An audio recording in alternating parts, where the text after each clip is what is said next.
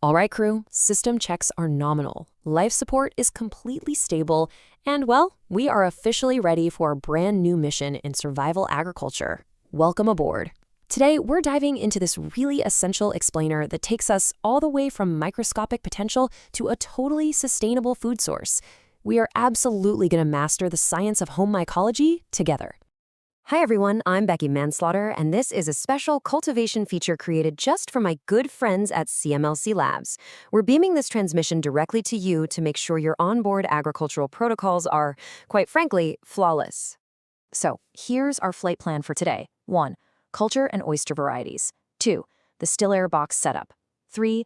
Pathways. That's bulk versus grain. 4. Inoculation and colonization. And finally, 5. Fruiting and perfect harvest. Let's engage. Phase 1. Culture and oyster varieties, our biological building blocks. So, our mission here is beautifully simplified. We are not messing around with unpredictable spores. Instead, our beginner's gateway is liquid culture. Basically, this is live mycelium that's actively suspended in a nutrient growth formula. It gives us a super vigorous head start, which is amazing. Just remember, though, to keep this biological payload viable, you've got to store it in the fridge between 36 to 46 degrees Fahrenheit. Oh, and never freeze it, and definitely keep it in the dark. Now, just look at the gorgeous visual diversity of our cargo, the straw-loving oyster varieties. We've got the cool weather blue and elm oysters, the really versatile pearl, and of course, the stunningly fast-growing, heat-loving pink oyster. You want to know their ultimate superpower? Profound hardiness. Seriously, these organisms will aggressively adapt and grow even outside their ideal temperature ranges. It's awesome. Moving on to Phase 2, the still air box setup, creating a sterile microenvironment. Here's a fun fact. You absolutely don't need a massive $1,000 laminar flow hood to get lab-grade results. No way. Behold the home cultivator's clever workaround, the still air box, or SAB for short. The principle is elegantly simple. By working inside this modified container, you completely eliminate falling air currents. And that creates a tranquil, totally still microenvironment so we can do our sterile work safely. But the box alone isn't going to save you. It's all about protocol, right? Step 1, sanitize the interior completely with 70% isopropyl alcohol. Step 2, flame sterilize your tools until the metal literally glows red hot. And step 3, well, this is where most recruits fail. You have to allow 10 seconds for that needle to cool down before injecting. Impatience is actually lethal here. If you inject a red hot needle, you will instantly fry your living mycelium. Don't do it. All right, Phase 3, cultivation pathways, bulk versus grain spawn. So we actually have two distinct pathways to get from a syringe to a harvest.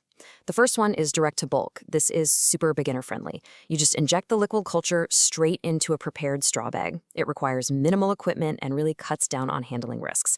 But the trade-off is a slower overall colonization time, usually about 14 to 21 days. On the flip side, if you want a high-yield strategy, you go with grain spawn expansion. This method gives you drastically faster final colonization in the straw bag and a much higher overall yield. But it does demand an extra stage of incubation and some specific sterilization gear, namely a pressure cooker. Let's zoom in on grain spawn expansion for a second.